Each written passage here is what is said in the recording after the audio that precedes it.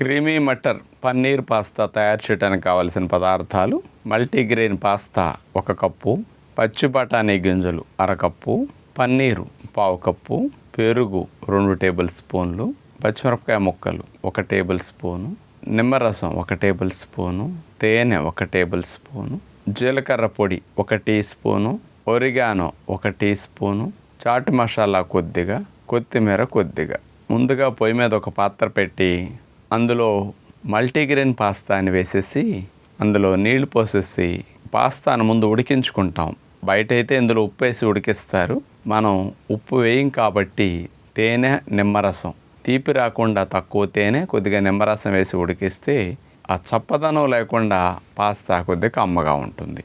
బాగా ఉడికిన తర్వాత పొయ్యి కట్టేసి జల్లెడలో పోసేస్తే వాటర్ దిగిపోతుంది. ఆ పాస్తాను మనం పక్కన పెట్టుకుంటాం. ఇక పాస్తాకి గ్రేవీని మనం పన్నీరుతో బఠానీలతో సిద్ధం చేసుకోవాలి. దానికోసం ఒక బాండీ పెట్టి అందులో పచ్చి బఠానీ గింజలు, పచ్చిమిరపకాయ తురుము, కొత్తిమీర, అలాగే 1/4 కప్పు పన్నీరు, కొంచెం నీళ్లు వేసేసి మూత పెట్టేసి మగ్గనిస్తాం.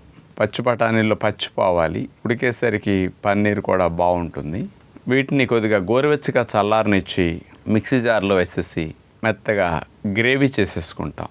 అందులో ఒక 2 టేబుల్ స్పూన్లు పెరుగు వేసేసి మెత్తగా గ్రేవీ చేసేసుకుంటాం.